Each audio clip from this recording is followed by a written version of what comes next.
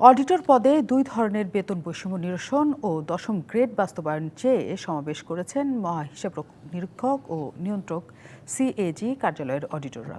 সকালে রাজধানীর কাকরাইলে সিএজি কার্যালয়ের সামনে সমাবেশ শুরু হয়। সারা দেশের সব সিএজি কার্যালয়ের কর্মকর্তারা এসে যোগ দেন। আন্দোলনকারীরা বলেন, সারা দেশে অডিটর হিসেবে কর্মরত আছে প্রায় 7,000 জন। এর মধ্যে মাত্র 61 জন দশম গ্রেডে বেতন পান, বাকিরা সবাই পান 11 গ্রেডের বেতন।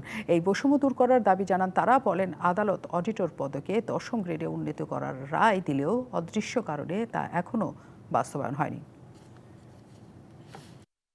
আমাদের চরম বৈষম্য, আমাদের অডিটর 61 জন মাত্র পাচ্ছে দশম গ্রেডে বেতন, এবং সারা বাংলাদেশের বাকি 6,000 অডিটর, 6,000-এর অধিক অডিটর 11তম গ্রেডে বেতন পাচ্ছে। এটা আমাদের জন্য চরম হতাশার। জিও জারি না হওয়া পর্যন্ত আমরা এই অবস্থান কর্মসূচি কন্টিনিউ করব সারা বাংলাদেশে, এবং অর্থ মন্ত্রণালয় যতক্ষণ পর্যন্ত আমাদের জিও জারি না করবেন ততক্ষণ পর্যন্ত আমরা এখান থেকে এই কর্মস্থল থেকে ত্যাগ করব না।